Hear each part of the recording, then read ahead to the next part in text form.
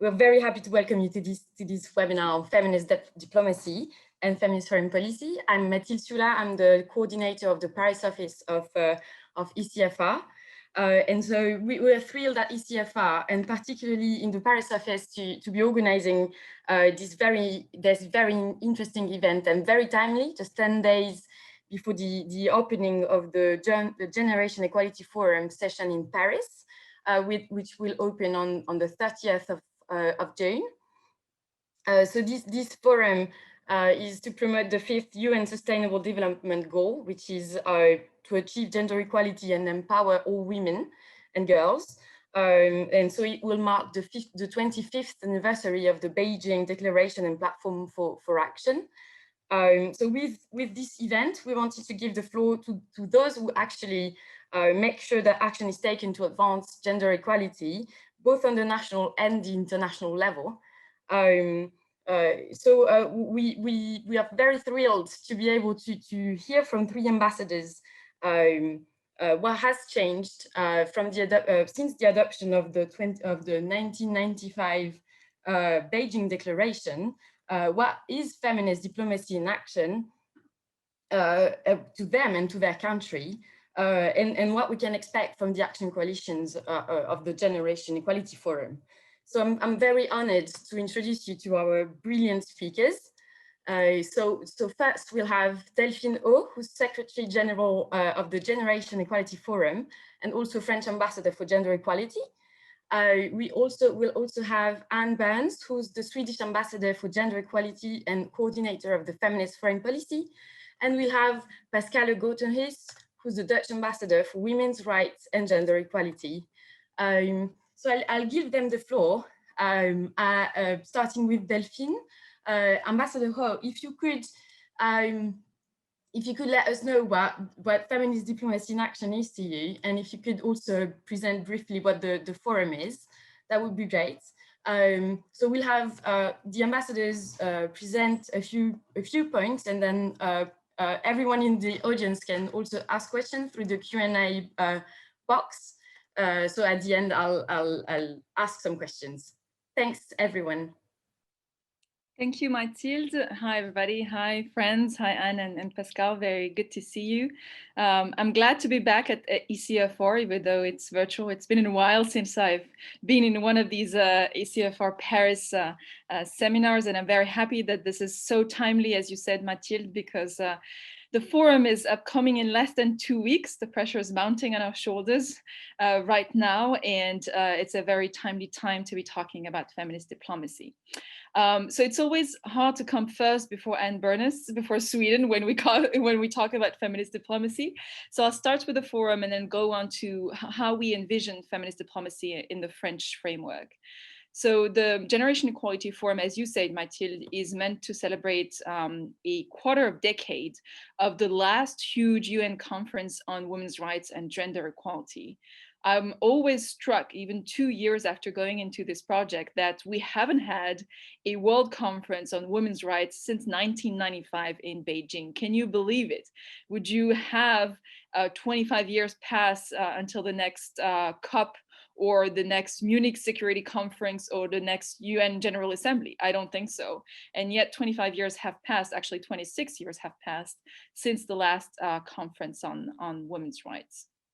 Since then, a lot has happened. Of course, progress has been made in different areas in terms of access of girls to education, to health, numbers of women politicians, numbers of women in boards of companies, and so on and so on. But unfortunately, right now, in this year, 2021, we are facing sort of a double negative trend. The first trend is the rise of conservatism and conservative forces and governments around the world. We've seen it, outside of Europe. We're seeing it inside of Europe, inside of the European Union. We're seeing it in Poland. We're seeing it in Hungary and different places where governments democratically elected are officially really very much assuming the fact that they're pushing back against women's rights and advocating for going back to a golden era that actually never really existed, where women stay at home and are just taking care of the children.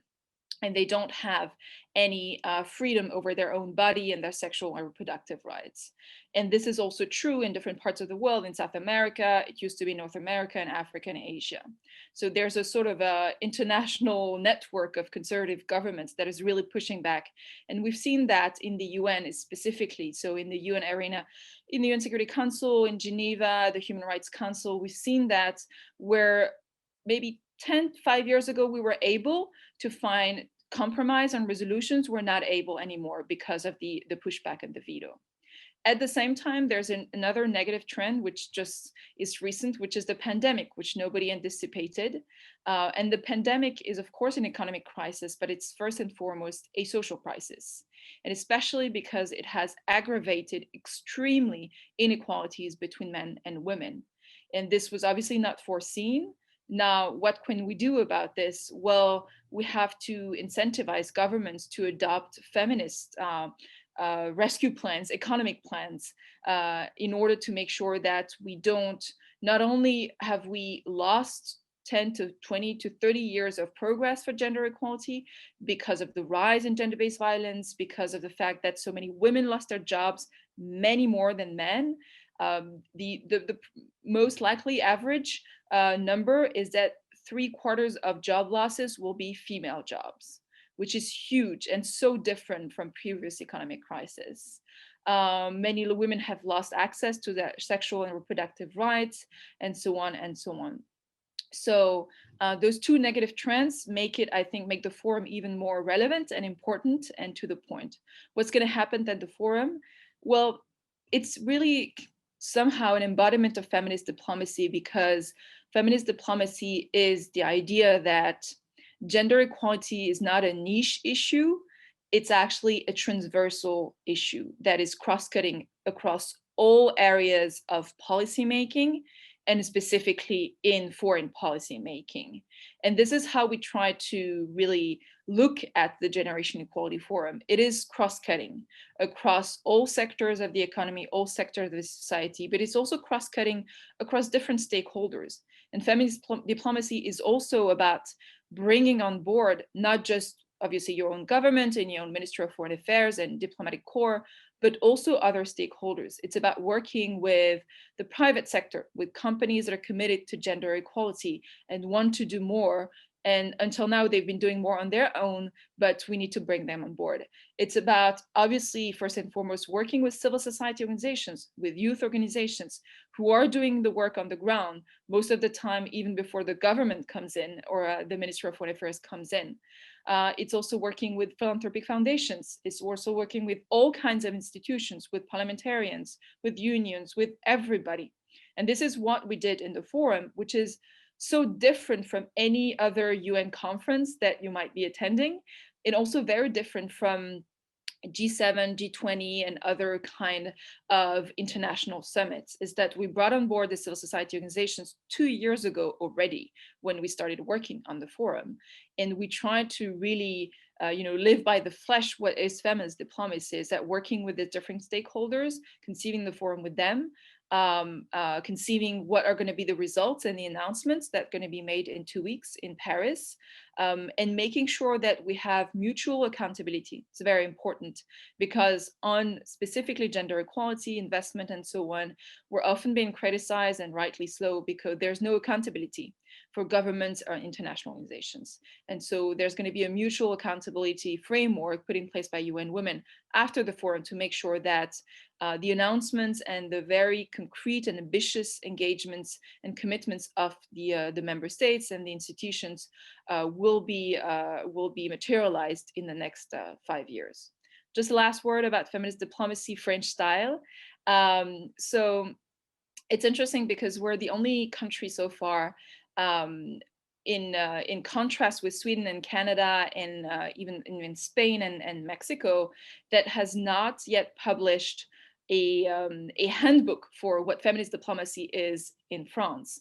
So we have like an internal document, which is the International Strategy for Gender Equality, but only tackles the issues of development and human rights. It does not tackle the issues of what is feminist diplomacy in the context of a trade policy?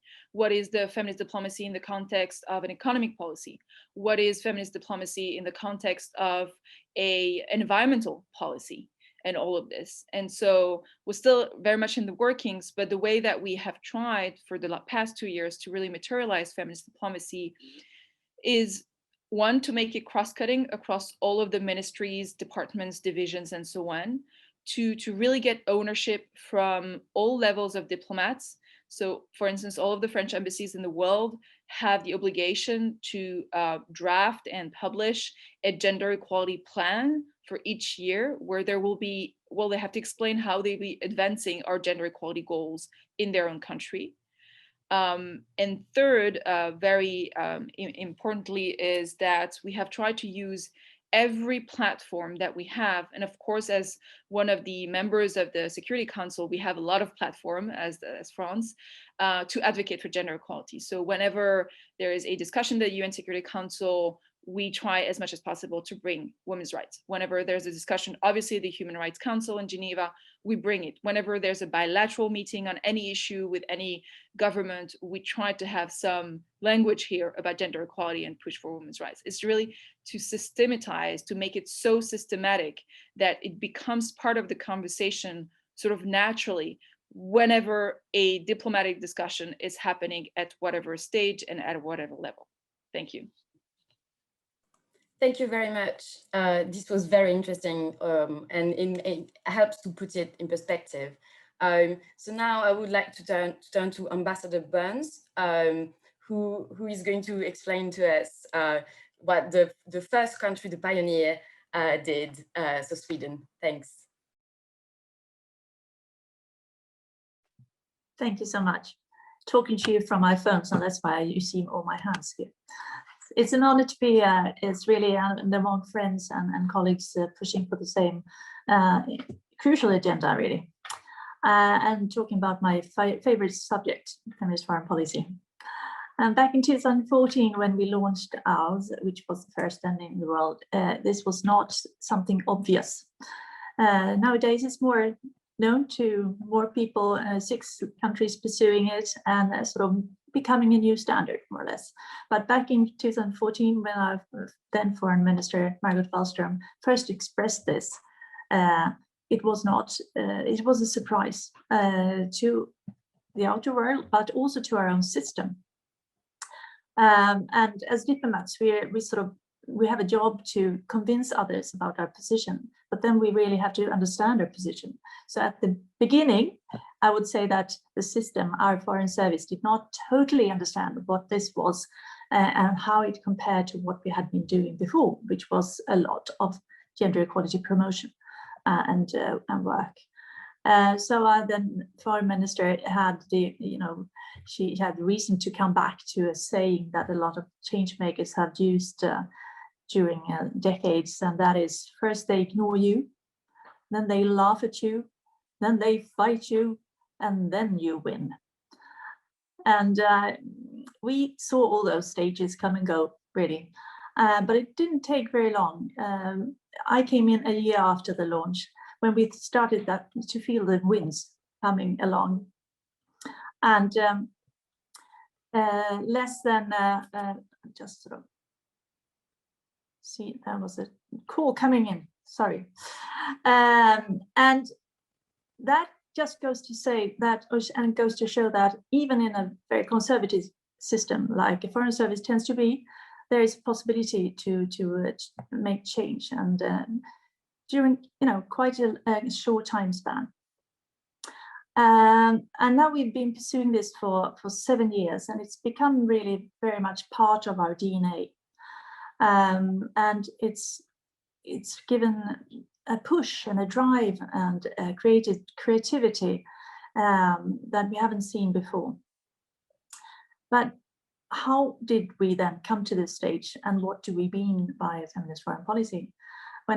If I start with the last one, it's really essentially to use a gender lens in everything, not particular portfolios, not particular issues, but in everything, every aspect of the foreign policy, whether it concerns a conflict, a trade deal, a peace agreement, or a crisis like COVID-19. We ask ourselves, what the gender dimension is. And we use this, and we do this by using 3 R's, where we look for the rights, the representation, and resources for people, but not particularly then for women and girls, who tend to always lag behind in every field we see. So when it comes to rights, we ask ourselves, are women and girls in all their diversity able to enjoy their human rights? How about gender-based violence or legislation? And when it comes to representation, do they have access to decision-making in police processes, in politics, or in the COVID-19 rebuilding? And when it comes to resources, do they have access to them? Are there any restrictions on what professions they can have? Do they have same access to financial digital tools as men? And all these examples illustrate that we also need a 4th R, namely, we have to look at the reality where we work, because the challenges, even if a lot of them are generic, they have to be addressed in a way that fits with the context and with the most urgent challenge first. This in turn means that it's not a set package that always looks the same wherever we work. It is a perspective, it's a way of working, a way of analyzing the world around us. And just as Delphine pointed to, it's a systematized way of putting this at the core of what we do. So, as mentioned in the beginning, Swedish governments of different colors have been pursuing gender equality for decades. In the 1990s, we sort of started with gender mainstreaming as the approach to do this, which really should mean that we would already be doing this.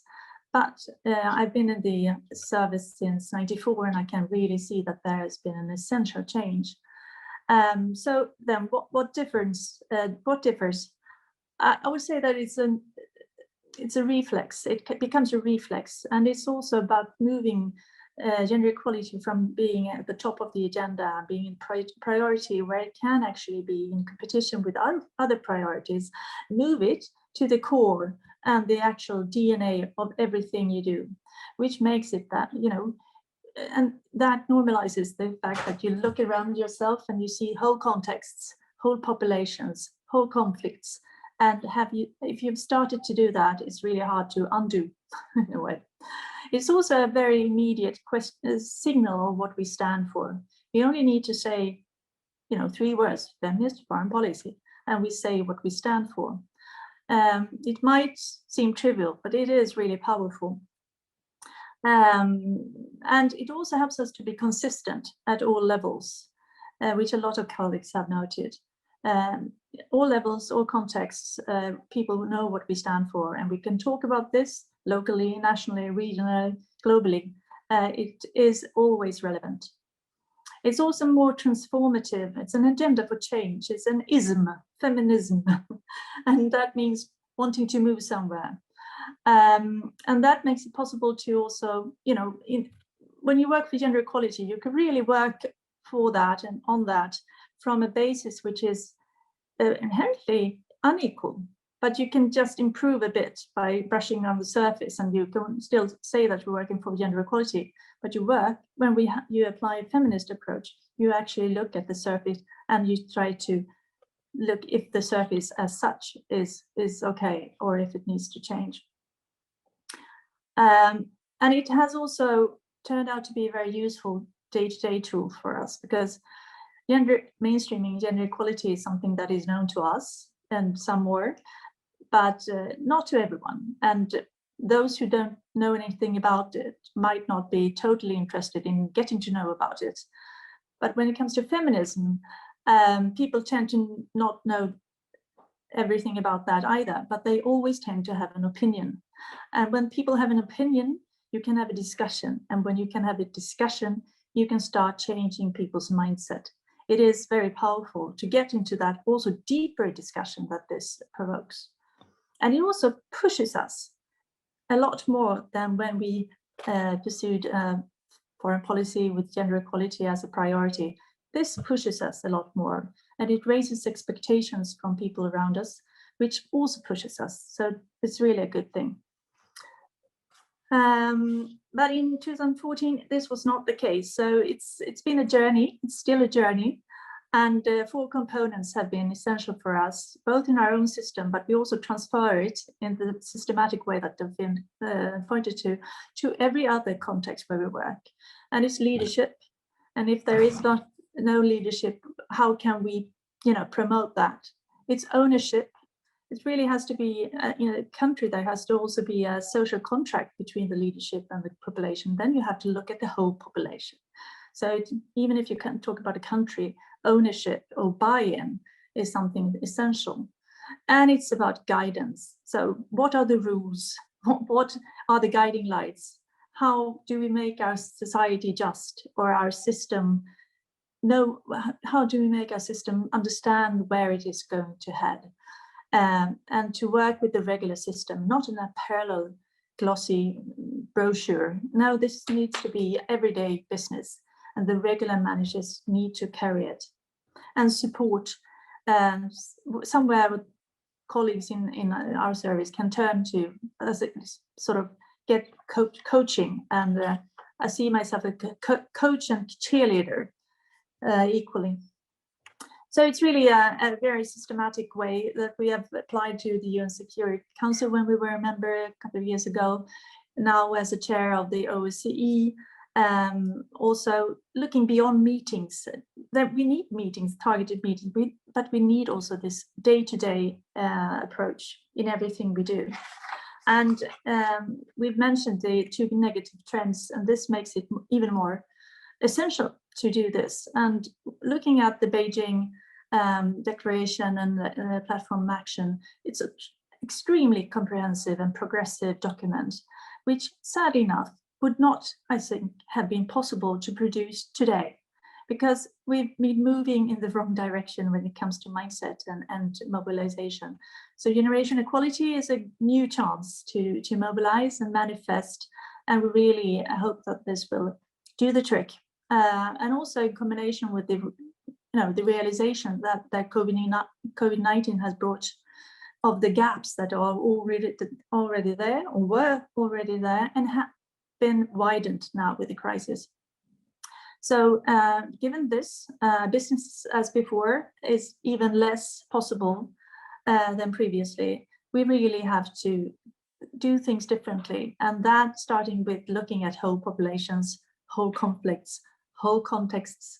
Otherwise, we cannot hope to achieve sustainable development in any form of any of the many SDGs. So we have to add yet another R. We really need to be relentless here. Never give up. Thank you very much. Thank you so much for this very inspiring perspective and also full of hope, which I, as you were saying, in this context, we need. So now I'll turn to Ambassador Grotenhuis, who can give us the perspective from the Netherlands, coming from other countries. Thanks. Well, thank you very much, Mathilde. And it's great to be in the company of good friends and cheerleaders and coaches, Anne and Delphine. Maybe just to give you a little bit of a context, I think the Netherlands has been really active on gender equality and on women's rights for a long, long time. But we don't have feminist foreign policy, and we don't have a feminist diplomacy. We have been asked by members of the Senate after the EU Gender Action Plan to do some studies and research actually into why we don't have a feminist foreign policy or feminist diplomacy, and what would be the added value if we would adopt that. And at the moment, you might know that we're in the midst of a coalition forming. So there isn't a new government yet, but we, of course, try to be ready before the new government to have a very positive outcome of this study. Because as Anne said, and Delphine as well, there's so much to be won if we would not only have it in our development cooperation, or if we don't only have it in the diplomacy in the EU and the UN, where we all work together, and gender-specific programs, but the systemic effect that you were talking about. For us, to be very honest, we have gender focal points, we have gender plans per department, we have gender plans per embassies, but it's still very much a personal thing. Some people are really committed to that, other people are doing it because it has to be done, but it's not systematic. And I think one of the Canadian colleagues, when I asked her what would be the added value of having the title, the label, she said it's a daily reminder for everybody. You wake up with it. It's just the underlying base of all the decision making. And to be very frank, this is not the case in the Netherlands yet. I think if you compare it to 25 years ago, it's much bigger and much broader than only development cooperation, where it's so obvious to invest in gender equality and women's rights. And I think for us, the OECD just published that 75% of everything we do in development cooperation already contributes to gender equality. So I sometimes say to our male colleagues or to our constructive, critical other colleagues who sometimes find the label feminist also a little bit difficult, I always say, well, actually, we do a lot of things. And I think, Delphine, you said it very well, that the COVID pandemic actually showcased the existing inequalities. I always tell that before COVID, it would take 99 years to achieve gender equal or gender parity. And after COVID, or we're actually in the middle of COVID, it's already 136 years. So we have to push for it, because it doesn't make any sense not to do it from a human rights perspective, an equality perspective, but also from an economic and a political perspective. I mean, peace processes are much more sustainable if women are at the table. I think we can increase billions of euros or dollars if we invest in childcare, so women actually can work longer or more days, because in the Netherlands, many women still work part-time. And as you said, Delphine, many women lost their jobs because they're working in the sectors that are really hit very hard in the COVID crisis. So I think in the Netherlands, what I see also with NGOs and also after the Generation Equality Forum in Mexico, but also at the CSW, there is really a conservative and regressive force also in negotiating resolutions, and we see it in our EU as well. But you also see a pushback from the progressive saying, well, if we're not going to do it now, when? Because it has never made more sense actually than watching the COVID crisis, and it exposed quite some ugly truths. So I think in the Netherlands there's more awareness, but it's also still, I think we also have conservative powers like all of you do in our parliament and in our country. So the whole buy-in, it's still, I think we need to work on that a little bit more. So we're doing the best we can through the gender diplomacy, through the gender-specific programs and the gender mainstreaming. I think in the gender diplomacy, we've been working in the EU on the gender action plan. We're working in the UN on sexual and reproductive health and rights and the rights of the LGBTQI. But I think we need an extra push from a personal point of view. But it's very much, as you said, if the leadership is not pushing for it, and we don't have a cabinet at the moment, so we're still awaiting that. It's going to be tough. So we'll just await a new government, and we're getting very much inspired by the Generation Equality Forum and by colleagues like you, and also Spain and Canada and Luxembourg and Mexico. So my argument now is that other people are stealing our thunder, and we don't want to be by the last group of friends. But we're actually already really, really far in both our spending, our resources, but also our organization. I think if you look at, we have 30% of the ambassadors are women, almost 50% of the directors are women. But I think we just need a little bit of a push from a very personal point of view. Thank you so much. And as we were saying, feminist diplomacy is throughout action. So as Ambassador Bernes was saying, there's the weight of words, you say it when you say it, but it's actually the action that you're taking internally and in all of the international fora you're sitting in that is also very important. Thank you all for your interventions. We will now take some questions, and I'll of course have some questions myself. And I wanted to look at the EU and what the EU could do also to be more geopolitical and to help feminist foreign policy. So as you were saying at first, we have some conservatives and we have some pushbacks from within the EU, which also makes it a bit harder. But what do you think could be done from the EU perspective? But that would be very interesting to me.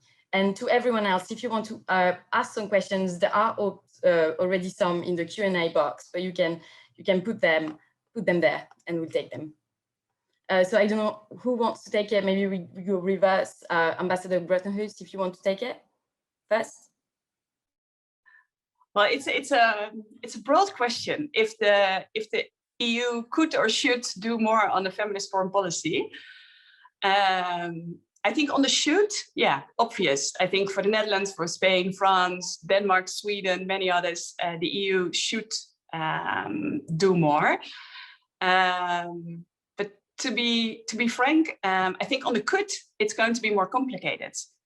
I think gender equality is like a no-brainer for all of us, and I'm sure also for all the people in the audience. If we strive for more feminist policy, it means including women more in decision-making processes, negotiations, missions, operation, and closing the gender gap. And on that note, the Netherlands actually is on number 33 in the gender gap. So also even though we're doing things good, we still have to do quite some work ourselves as well. The European Commission adopted the ambitious gender action plan number 3. So you would say it's only a matter of implementation to be bold in the UN and multilateral fora, and also on our foreign policy in the Pacific, Middle East. But that's, I think, where the difficulty is, because that is by unanimity, sorry, struggling about the words here. And that's difficult because I don't think it's a secret that we have member states in our family that have a different opinion, that try to narrow the definition of gender to men, women, and that are pushing back within our own family. So I think, yeah, should, definitely. Could, I see challenges, and I think we're working very hard together on that, but I think it's a real problem. Thanks. Ambassador Bernes, do you want to? Thanks. Absolutely, yeah. Thanks very much for this question, because it's very pertinent and timely. I think that we had not expected the pushback that we saw starting during the autumn, and then has evolved and sort of building on another pushback that we already had within our own family. And that is taking time, and it's taking energy from what we really should be focusing on. But we've also been able to see during the years that we pursued a feminist foreign policy, and I've sort of followed it closely, that we've been able to move the positions within the EU and the realization and the knowledge in a way. And we worked together with like-minded in many different ways, with non-papers and all the things that you do when you're a diplomat and you try to move things. And we had a non-paper in 2015, joined by very many of the member states, on gender, peace and security, and not women, peace and security, sort of consciously gender, peace and security. And many of the things that we wrote in that have sort of evolved, then happened. There's been a baseline study to see how the emissions are sort of taking this perspective with them, and follow up on their human rights and gender policy work. We've been sort of, as mentioned before, systematic. We looked at the gender action plan, which when we started and looked at the first one, it only covered development cooperation. Edition 2, which was from 15 to 20, we broadened it. So it became all external relations. And with this Gender Action Plan 3 that we have now, which was launched in November, we really have a comprehensive plan with the 6 thematic goals, where we've been able to put SRHR, sexual and reproductive health and rights, as one of them. Another one is women, peace, security, and yet another of the new ones is, to look at climate and digitalization and the challenges and the opportunities for that. That is that's a documented joint communication. The status has been sort of elevated from before having been a sort of a working document. This now is a communication. So the institutions have sort of put us towards where we should be heading, and we've been able to work with them in that.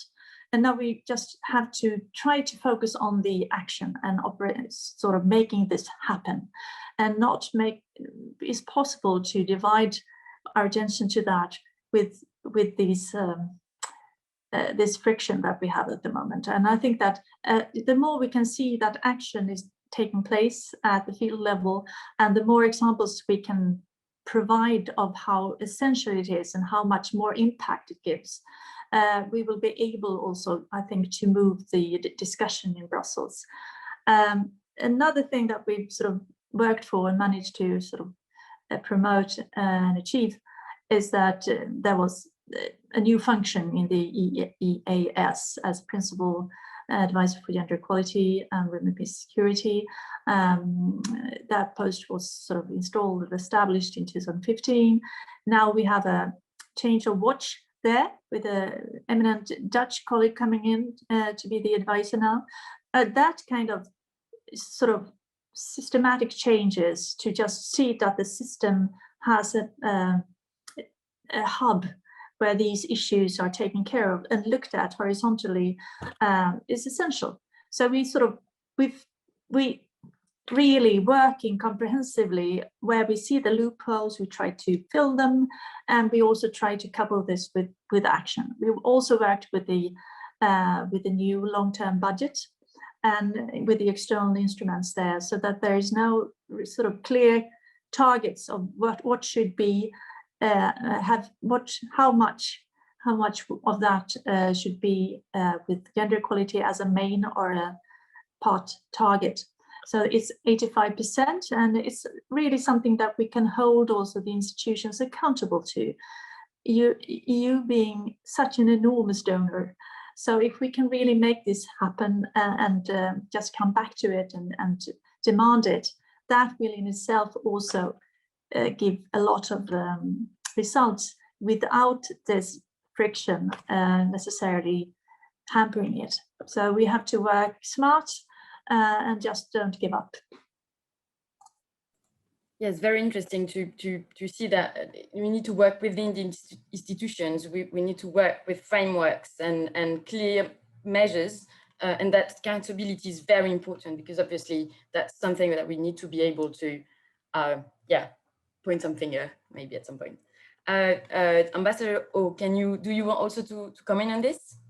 Yeah, maybe just a quick quote to really build on what Pascalle and Anne were saying, and to really complement it. I think in addition to using the institutions, the framework, and pushing in that context, there's the obvious political strategy, right? So what's happening behind the scenes when we see pushback from certain countries on language and on gender, what Pascalle was alluding to, when there's pushback, when they don't want to include the very word gender equality and replace it with equality between men and women in the kind of text or resolutions that used to actually have gender equality a couple of years ago. So how do we work behind the scenes with sort of like-minded member states within the context of the European Union? I'd say coming up even more than before as a united front. And in order to do that, you have to be prepared. You have to have that kind of network that we have with Anne and Pascalle and, you know, our friends from Spain and from Finland and from other countries and from Germany, because we know each other. Our colleagues in the different ministries know each other. And so whenever there's a pushback from Poland and Hungary or other countries, we can react very quickly in mobilizing our forces and say, okay, what's going to be our strategy, our united front, in order to be more effective and to weigh more in the discussion. That's the first thing. You have to be organized beforehand so that you don't get caught off guard.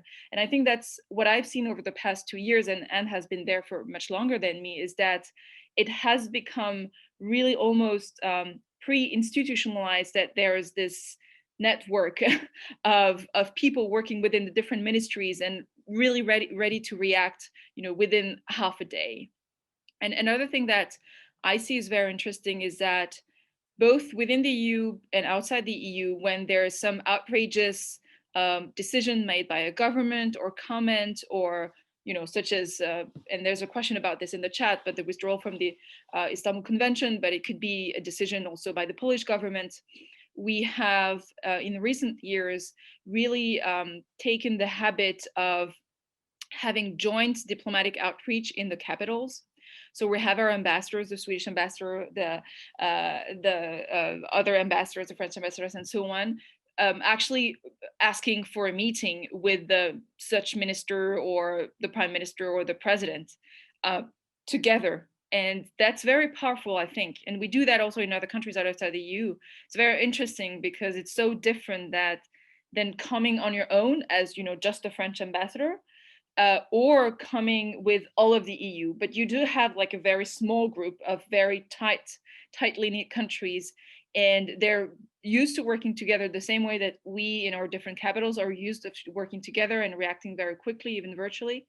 And I think that's very powerful when we want to react, again, very quickly and very strongly. There's a question about the Istanbul Convention. I don't know if I should touch on that.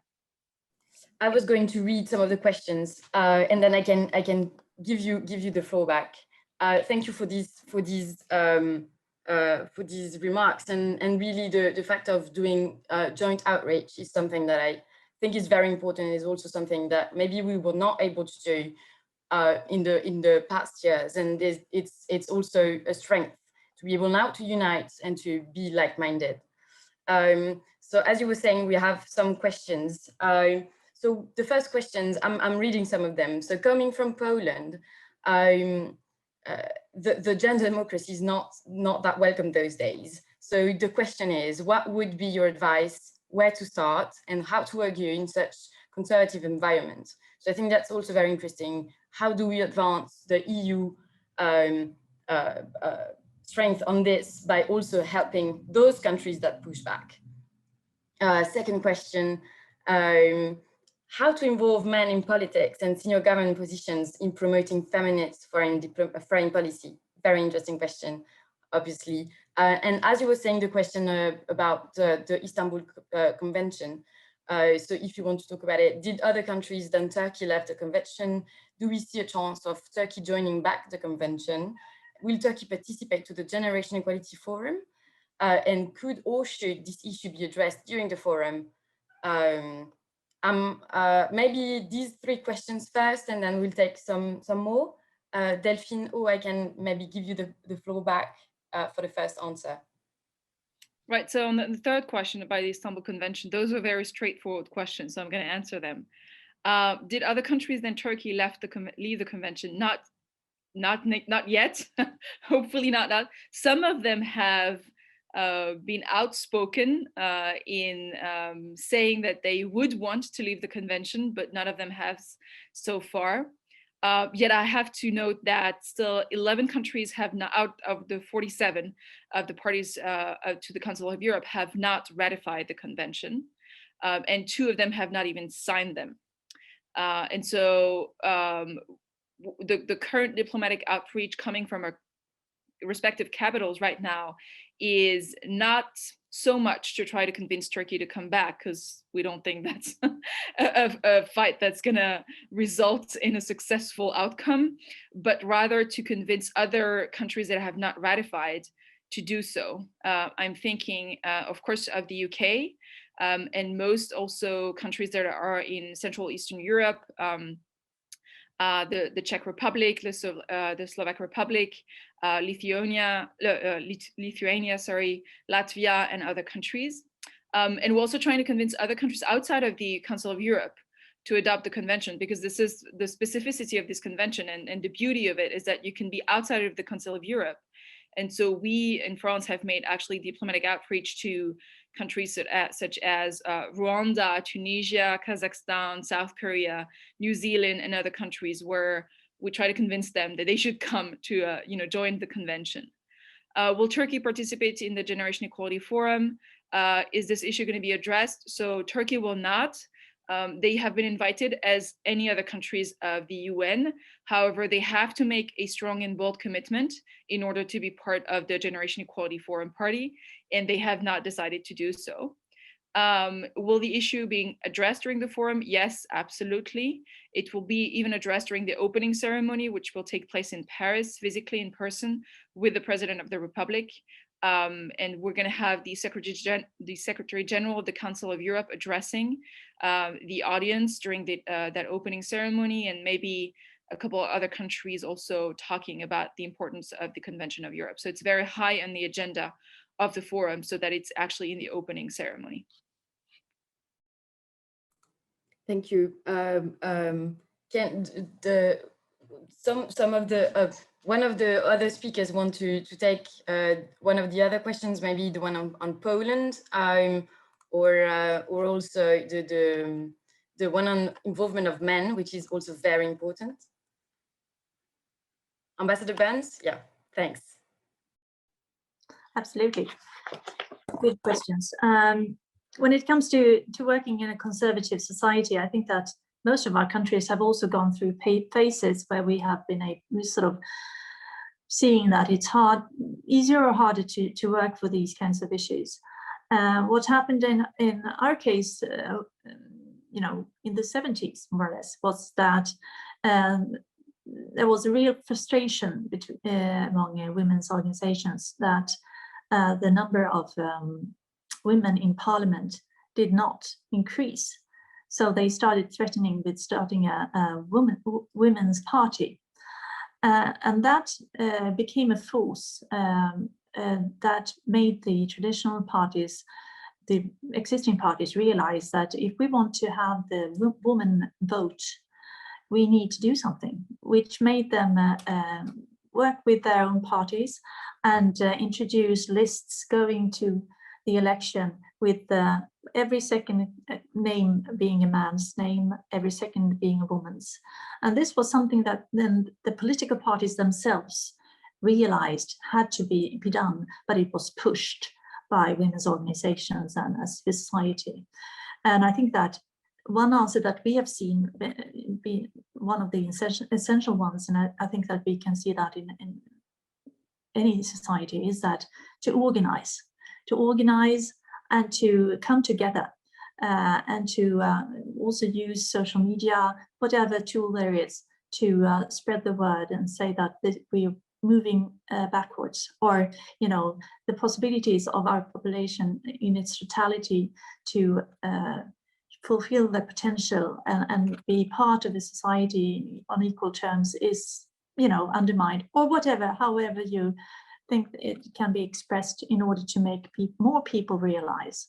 I think that organize, mobilize, articulate, I think that always works, more or less. When it comes to involving men, that is also a way there, involving other actors, new voices, making more people speak up in more contexts, in the behind the shut door, where maybe women's organizations do not enter, to get allies inside there. And how do you do that? Well, there is not one answer as usual. But what we felt, also when it comes to feminist foreign policy, which can be sort of something that makes people stop listening, you need to be pragmatic about it. Sometimes you need to do it, reach the same goal via another ally, sort of avenue. And so that is why we've not been sort of dead focused on making everyone sort of call it feminist foreign policy. We wanted everyone to work as if they had a feminist foreign policy. And yes, if they want to be as sort of efficient as possible, they should also name it feminist foreign policy. But and also when you need to reach new people, you need sometimes to tailor make the argument to reach that mind. But if it is an important mind or person, you should, take the time. And when it comes to men, I cannot generalize what speaks to them, but things that we have seen speak to people, new people, is data and statistics, where you can show the essential, crucial importance of having a gender perspective. That speaks to also people in power, because they might not be, after all, interested in their society moving backwards economically and in every other aspect, which it will do if there is not a gender equality perspective. Also stories, sort of from real life, what it really means to have a gender equality or gender mainstreaming approach or not.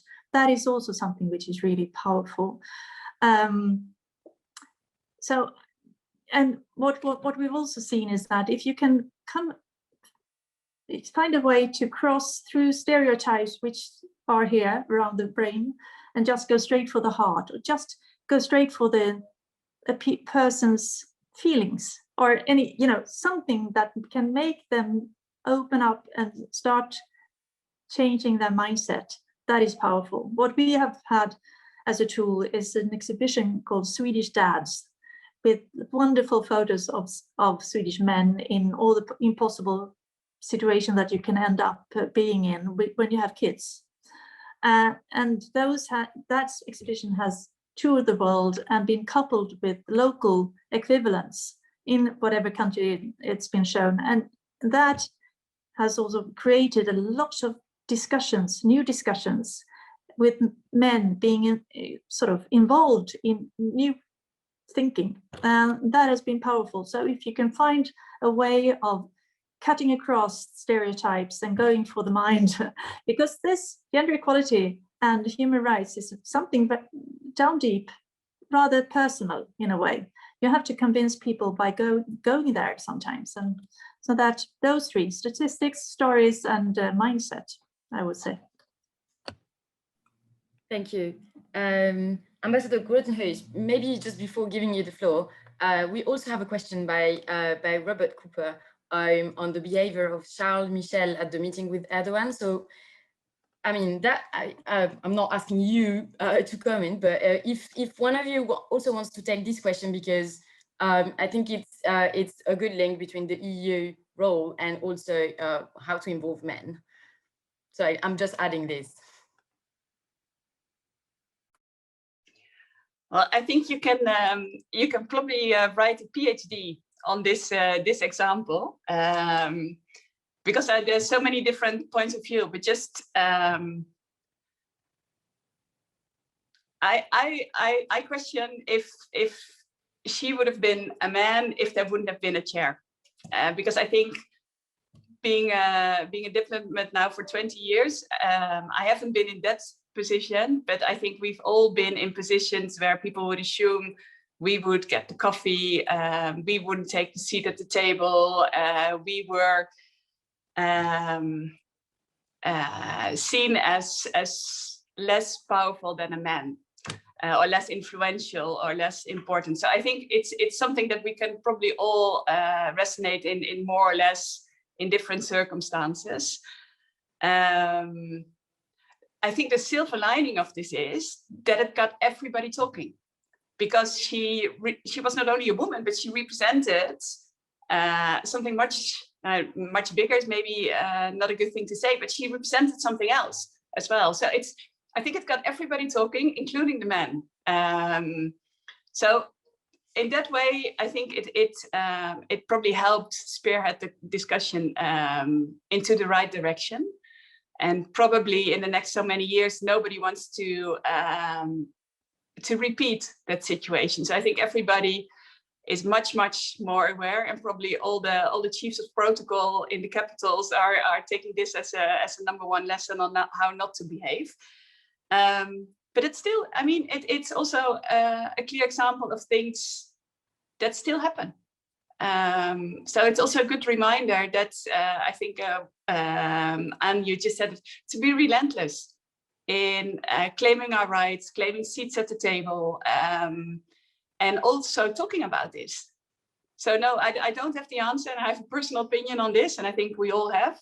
But it's also a clear reminder that we're nowhere where we want to be yet, and that it's so important to keep talking about this and keep changing this and keep making this a central point of discussion. It's kind of strange in 2021, huh? Yeah.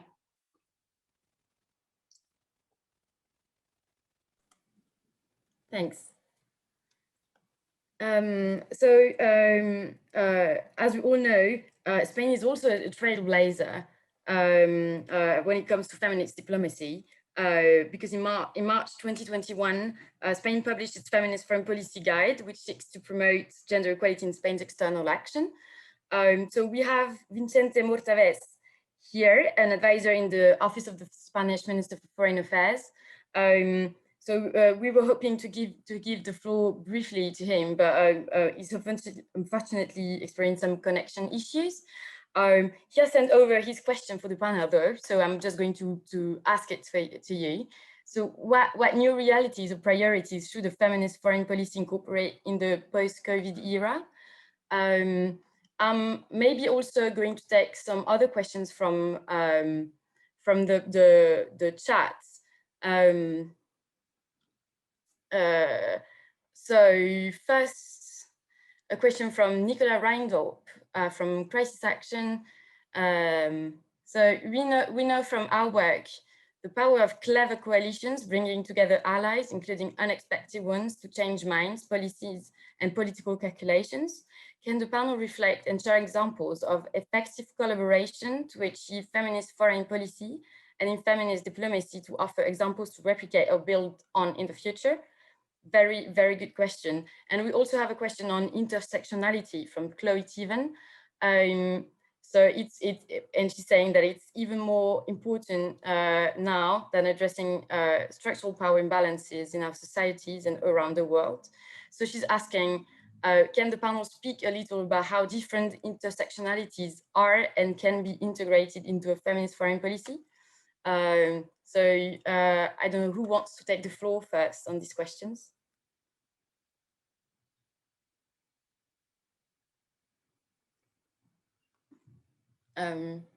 Maybe Ambassador O? Yeah, those are tough questions. So the questions from the Spanish advisor was, what are the new issues coming out of the COVID crisis? Was that the question? I wouldn't say those are new issues. They just have taken increased relevance in the public debates. Those are issues that we as ambassadors for gender equality knew beforehand, before the crisis hit, but not surprisingly so, but in a way paradoxically, they have taken new relevance and new spotlight because of the crisis. We all know that all of us have been very mobilized during the crisis, during the first and second lockdown, to lobby our own governments to make sure that they would include the gender equality angle in the response to the crisis. And when I'm talking about the response, I'm talking both about the internal domestic response and the international response, but more specifically, the international response. So when our respective foreign ministries are designing our international package, assistance package or aid package to countries in the global south, especially in Africa, to make sure that they can cope with the crisis, that they can get the vaccine and so on. We have been fighting very hard to make sure that there's a gender equality included in these assistance package, that we don't forget that men might die more on average from COVID, but women on average, economically, socially, on all levels, are much more hit and affected by the crisis. And this is something that has been quite striking, I think, for all of us, is that in the context of an emergency, of a crisis that is unknown to anybody, nobody has ever seen that, no government has ever had to face this, the old habits kick in very fast. And for instance, they tend to forget that take, for example, some countries in Africa, a lot of women had no access anymore to contraception. And this is one of the direct impacts of the COVID crisis, either because the clinics and the field hospitals were actually entirely reoriented towards COVID patients, and there was no delivery anymore of contraceptive services and access to contraception and sexual and reproductive rights, or because they could not go out of the house to get the contraception shot, or for different reasons. And these kind of minor things would actually affect women, and then create a crisis with unwanted pregnancies where you have to deal with that in the next 10 years. These tend to be forgotten in the urgency. But I would say, independently from the COVID crisis, there's really an issue that I see now everywhere, absolutely everywhere. It is the cross-section of women and climate. Is the issue as what is the place and role of women in combating the climate change, and how we make sure that many women who are affected by climate change around the world and by the environmental crisis are actors of their own destiny and not just the beneficiaries of our aid towards coping and having more resilience. And this may not be in relation to the COVID crisis, but this is really the trend that I see everywhere. It's talking about gender and climate.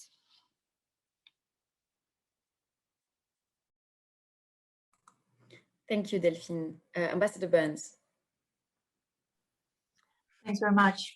I also just start with the COVID one, because I think it is so, it's something that we really can't avoid addressing these days. It's really been a women recession is one name of it, and the shadow pandemic. It's a crisis with a woman's face, very much so, and in comparison to previous crises, financial crisis, and others that may sort of first have hit the heavy industry and things. This has really gone to the core of the sectors where women are and where women work.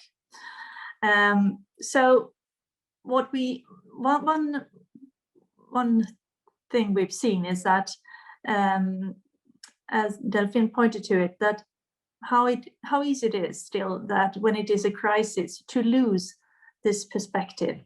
We felt it in the beginning of the deliberations on the packages and response packages, that when we came with this perspective and pointed to the fact that the response and the rebuilding really had to have fundamental rights and gender perspective all through, we were met also from like-minded by, haven't you heard there's a crisis? How can you come and want to talk about women and girls in this? And more men are dying. And we really had to go back to the Ebola crisis, where we could point to the fact that in Sierra Leone, there were so many more people dying in maternal and child death than in the actual Ebola. So we really have to try to learn from what we experience and prevent it from ever happening again. And that is one of the realities that we really have to take care of. One thing we've done in order to try to do that is at the World Health Assembly just recently, we and many others called for a global health coverage then being built up to be really including SRHR as an integrated component, that we would never lose that again, and never see the things that Delphine pointed to, which we really saw.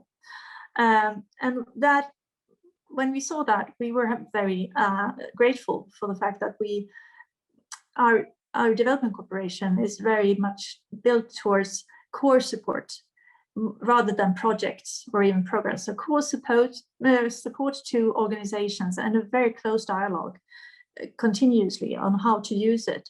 So what that made it possible, was for both UN organizations and local organizations, everything between, to just readjust very quickly. So with Swedish money that had been sort of channeled to the organization as such, more than a particular project, could be used to address the exact problems that we saw with contraceptives not being produced, not being shipped, not being passed borders, all that could be addressed. Also gender-based violence, something that we sort of just peaked on that during the last year with new work. One thing that has come out of the crisis is really interesting, that the reflex is to rebuild in the exact same manner. And we see that the rebuilding, the task forces, addressing the rebuilding, that UN Women and UNDP has pointed to the fact that many of them consist of only men. We tend to do it again, and we really need to get to the bottom of that. And one thing is, in the coalition where we are, Sweden, in the generation equality work, we look at economic justice and rights. And there, the care economy has come up strongly after the COVID crisis, because the care work grew. And who was supposed to take care of it? The women, of course, homeschooling and everything. So this is really an issue that has come to the fore after the crisis. But it comes to the fore in a way that many ask for it to be recognized, and the work that women do with it being recognized. What we want to do is we should recognize this as a time-consuming thing that everyone needs to have done, but that everyone then should take care of, not only the women. We should recognize it as a need for everyone to take responsible for. So that is, I would say, a feminist approach to something, so that we don't rebuild in the same manner as it has been looking. Intersectionality is key to working with this kind of perspective. We have to look at the intersecting forms of discrimination. Otherwise, we will not be effective. We will keep leaving people behind, and that is not what we want. So we always say, in all their diversity, or in all women and girls, we try to emphasize that and to see it in all different, and we couple it with a very active human rights policy, which I think is really important, not to leave out anyone. Thanks. Thank you. Mathilde, can I maybe add a little bit to what Anne was saying? Because on the intersectionality, I think we were all present last week at the high-level meeting on HIV/AIDS, where the intersectionality of discrimination and of vulnerable key populations has become really, really clear as well. And what I think what really works for us is also to have a youth ambassador, a youth representative in our delegations, and also delegations of civil society. So sharing the platform with the target groups. I think we shout out wherever we are, nothing about us without us. And I think that's really crucial if it's about gender equality or if it's about the intersectionality, to give the people that we're talking about also a platform. So maybe to add and to inspire other people to do the same. I think that really helps as well. Thank you. And I do agree, giving a platform is very important. Ambassador O, there's another question about the Generation Equality Forum and the Istanbul Convention, but this time is about Russia and China. So do you want to answer it? Sure. So the question is about well, you can put it two ways, whether China and Russia have interest in being associated with the Generation Equality Forum, and whether Generation Equality Forum has an interest in being associated with China and Russia. I wouldn't speak on behalf of China and Russia. I would give the same answer as of Turkey, coming from our way. We have invited all member states to be part of the Generation Equality Forum. This is not an intergovernmental space. This is a multi-stakeholder space where we have been working together with the UN, Mexico, a number of member states, but also civil society and the private sector, as I haven't mentioned before. So it's a very inclusive space, not the same way that we work in the UN or other kind of multilateral arenas. Sorry. We have invited all member states without any discrimination to be part of the forum, but we have set sort of an entry ticket. We have set a condition and criteria to be part of the forum, which is different from what the UN usually does, where as a member state, you're automatically part of the conversation and the negotiation. Here, it's not a sort of a UN mandated process. It's a UN Women Conference hosted by France and Mexico. So we have said to every single member state, you can be part of the forum, but if you want to be part of the forum, you have to first, you have to adhere to the principles of the forum, which are intersectional, feminist, civil society centered, and so on. And second, you have to make a commitment to gender equality for the next 5 years. So what's your commitment, whether you're a small member state, a middle size, a huge member state, what's your commitment? And we're expecting your commitment to be proportionate, obviously, to your capacity. And so far, neither China nor Russia have expressed interest in being part of the forum by bringing a commitment to the forum. So again, the door is always open, but there is a condition and a criteria to be part of it. And this is the same condition and criteria for everybody. However, I want to say that when we are not working with governments, as much as possible, for instance, in the case of Turkey, we are working with civil society organizations. So we do support them, we invite them to the forum, we give them a platform. There will be a Turkish civil society activist speaking at the opening ceremony. We work also with the private sector whenever possible, with SMEs or big companies from these countries. And so this is how we continue to work with the civil population of different countries. Thank you, and it's very, very interesting to hear how this conference works, and the fact that there's a kind of a cost to it. Would you want to say a bit more about the action coalitions, maybe, because so Ambassador Bernes has been mentioning one, and you have been talking about women and climate. So maybe I thought you would want to give a bit more details on the different ones. Sure. So the whole work of the forum and the deliverables are organized around 6 issues, 6 priority issues that we have determined already almost 2 years ago in collaboration with civil society. So we said back in Beijing in 1995, there were 12 priority issues, but we decided, and it's very much owned by us, is that we need to reduce the number of priority issues, even though we're trying to cover all the ground. And so we decided that around these issues, we're going to build coalitions, ad hoc coalitions. This is kind of the practical multilateralism that we try to put in place on a number of other issues in France in the diplomatic field, and which has been sort of the trademark of President Macron, on climate, on biodiversity, on digital, on any other issue. When it doesn't work with the full UN system, just build a coalition of like-minded and voluntary states together with also civil society and the private sector and other stakeholders. So on 6 issues, we have built coalitions of about 12 stakeholders. We have maybe 2, 3, 4 member states, 3, 4 UN institutions, 3, 4 NGOs, and 3, 4 private sector. And so we brought them together over 1.5 years ago, and we asked them, do the work so that you're ready for the Generation Equality Forum, and you're going to deliver a roadmap. So they have to deliver a roadmap which will be presented in Paris, and the roadmap is going to be a 5-year plan. So what's the 5-year plan to advance gender equality sort of tremendously and significantly for the next 5 years? Why 5 years? You could consider that it's too short.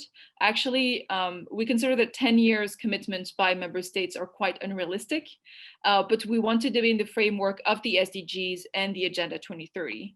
So it's half of the Agenda 2030, basically, but I think it can be both ambitious and realistic at the same time for stakeholders to make commitments. So we're going to reveal the roadmaps, and there's going to be commitments and objectives. So what are the objectives to be reached by 5 years? So 2026, actually. And then what are the commitments that are aligned with the objectives, so in order to reach the objectives? And so I'm happy to say that in the process, we've been able to bring on board countries such as Burkina Faso, Kenya, but also Argentina, Chile, Uruguay, many other sort of countries that are not known to be the first and foremost champions of gender equality. They don't have a feminist diplomacy. They don't spend millions of dollars in supporting feminist organizations. But it's very important that they're with us, because they are making a real political step and commitment in saying we're part of the Generation Equality Forum. They're going to be held accountable by their own civil society for their commitments for the next 5 years. And for them, it's not obvious always to say, you know, I'm being part of this intersectional pro-feminist huge conference where I'm going to be sitting next to civil society activists from my own country and other countries. And countries such as Burkina Faso have taken very seriously the issue of sexual and reproductive rights, access to contraception, and even we managed to talk about access to abortion, which has not been done before. So this is like a major progress. Kenya is going to be announcing a very important legislative national measures to combat gender-based violence and FGM and so on and so on. And so we're bringing on board all these other actors who may have been a bit sitting on the bench for gender equality and women's rights and have been really incentivized to take a step with the Generation Equality Forum to make strong political, legislative reforms or financial commitments. Thank you. And I think the important words in what you were saying are commitments and accountability. And it's very important that we're able to measure and to look, compared to the objectives, what really is achieved.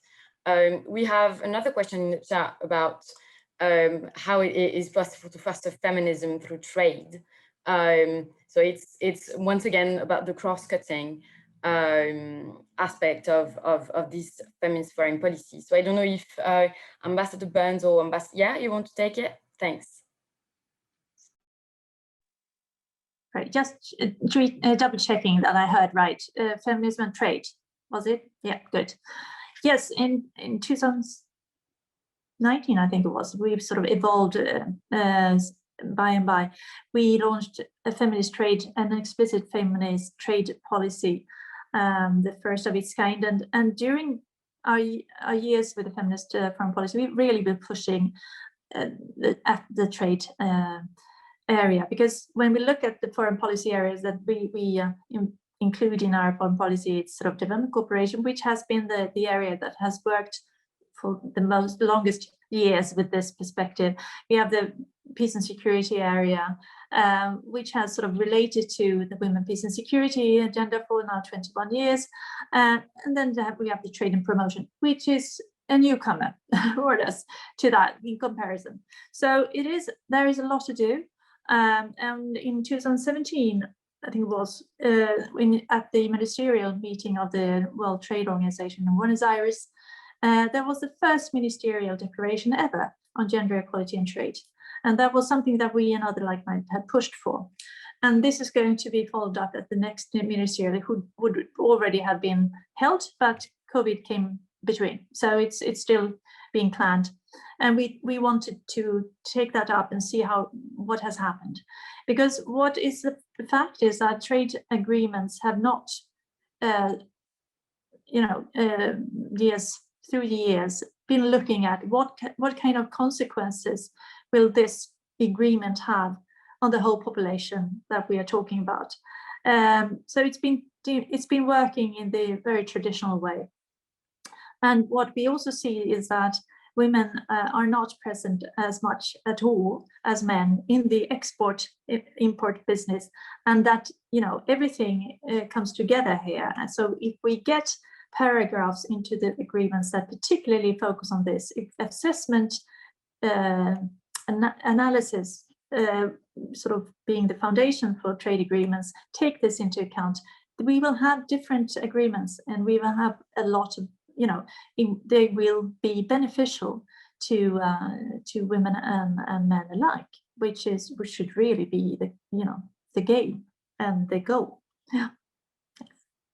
Exactly. Ambassador Grotenhuis, do you want to add something or to talk about something else also? Yeah, maybe on the economic perspective, I think we have quite, I think a few years ago we started with that, because like you said, Anne, we have less women exporting to other countries. So we actually have quite some targeted programs and instruments, like an only female trade mission, or extra support or extra funding or coaches, or we're really trying to push for that. And also showcasing the role models that we have, because it's really important that that you're inspired and you think, well, if you're doubting if you can, that you have people that you can turn to. So I think we're focusing very much on that, and also on female entrepreneurship. So it's I think we have quite some, especially in Africa, but also now in the Middle East and Asia, we have parts of our embassy dedicated to young and female entrepreneurs, and linking it to our development cooperation and economic policy. And we're establishing a network that young female entrepreneurs from Mozambique can also go to our embassy in Sudan if they want to export. So both from the Dutch perspective, but also from the development cooperation perspective, we're really trying to push for more economic empowerment. Yes, sure. Could I just add one thing on that? Given the EU context, it is important to take into account that in the EU context, it is the Commission that negotiates trade agreements with third countries for us. And that means that the Commission needs to be really minding this and working with this. So that is something that we also do. We promote this perspective in the Commission and the part of the Commission working with trade. And that is something that we also will be pushing for as a part of the Gender Action Plan follow-up. So watch this space. Thank you. Ambassador, as I know that you have to leave in a few minutes, do you want to have a few last words? Well, just to thank everybody for the good questions, very relevant and tough questions, and thank you, Mathilde, for the organization of this seminar. It's still a fight, as you might understand, and it's an external fight as much as internal. I think for those countries like Sweden that have adopted the foreign policy, the feminist foreign policy, much longer ago than we have, it's much more. I mean, the idea of this issue and this concept being owned throughout the system is much stronger than in our system, but we're making progress every day. But again, I want to go back to the COVID crisis. We see that whenever a crisis hits, nobody's really prepared for that. And the first reflex and habits, it's the old habits again that kick in, and that's just to forget about the gender dimension of it. And so this is why you need to have an organization in place where you have people who are at every level, in every department, every division, to make sure that this is being taken into consideration. And then second, the COVID crisis is an absolute catastrophe and disaster for gender equality and for women's rights, but it's also an opportunity because it has shed a spotlight, also thanks to the media that has, sort of rediscovered the gender equality issue through the lens of gender-based violence, but not just that. And so it's also sort of it's a drive for us to be able to finally put on the table the priorities that we have been advocating for the past years. Thank you. Many thanks for participating. Ambassador Grotenhuis, do you also want to give, as we have 5 minutes, we have 5 minutes left. I actually have a last question coming from the chat from a colleague from ECFR that I will ask to both the ambassadors that are here with us now. What must change within the Ministries of Foreign Affairs and their diplomatic services, also in the training of young diplomats, to actually have the tools and capacities to implement a strong feminist foreign policy?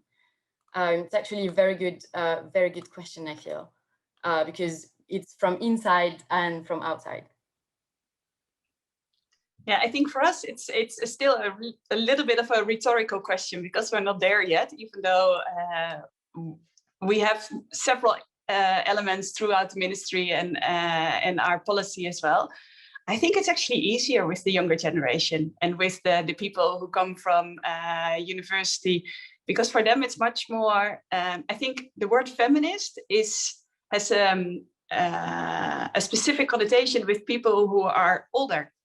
I think for young people, it's a very normal label or term, and it's about equality.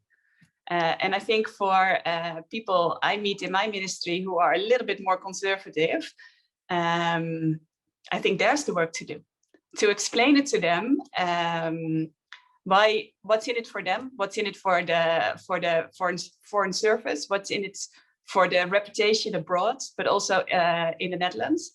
And what do we gain with it? So I'm not that worried about the young diplomats coming in. I think actually they probably expect us to have this policy, but maybe Anne, you see it differently. Thank you. Just a short words. I actually joining the same event as Delphine, so I'm sort of rushing it now. But I think it's an excellent question. And the 4 components that I mentioned have been essential for us: leadership, ownership, guidance in the regular systems, and support. All those have been essential. I wouldn't be, wanting to lose any of them. But if I would pick one which has been sort of crucial for us, it's the buy-in, it's the ownership. And that was created early on with an invitation from the political leadership saying sort of to the whole system by a letter from our permanent undersecretary saying, we're now pursuing a feminist foreign policy, we're thinking along these lines. And at that time they talked about 5 pillars. And I think that those pillars helped to demystify the feminist foreign policy concept, because it talked about rule of law, it talked about human rights, talked about things that people and colleagues already worked with and understood that, okay, it's about this. We know a bit about that. We will, they want us to do more and do it better and do it in every part of the, okay, we can do that. And it went on with letters saying, how does it look where you are? And what could Sweden do more and better? And in response, we had more than 100 reports coming from not only the usual suspects, the one that had already been working with this, but from everywhere, from the Department of Real Estate that sat down all together, because this is an approach and a perspective which is relevant for everyone. And we also sort of every staff, local staff, administrative staff, everyone can talk to this and they can contribute, which is a really, if you can get that feeling into your foreign service that this is everyone's responsibility, but also everyone's possibility of contributing also to a better world. And to get that to become a joint venture, that is what has happened in our case, and it's so inspirational. And once people have started to see that and what value it adds and what possibility also for male colleagues to give another voice to a discussion, and then they get another platform talking about what's in it for them. This has been this is a journey. It's still going on, but it's been a very positive journey for the whole system. And colleagues talk about the EU, IT, and our feminist foreign policy as being the most integrated and mainstream things in our work. So somewhere somehow the stars aligned. We were lucky. So I say training is essential, but it also takes more. It takes the leadership always reminding that this is what I expect from you. If the women are not present or the girls are not visible, where are they? To always come back to that. So the 4 ones, and if you want more information, we have a website where we try to post things. The name is gov.se. So if you look for that, we have a handbook and things like that. So thanks so much. Thank you very much. Thank you, Mathilde, for organizing. Thank you. Thanks to everyone for joining us. Thank you for the great questions that were put in the chat. Thanks to the wonderful speakers and the brilliant interventions. Was very inspiring. So now we hope for a good Generation Equality Forum and we'll meet soon, hopefully. Thank you very much.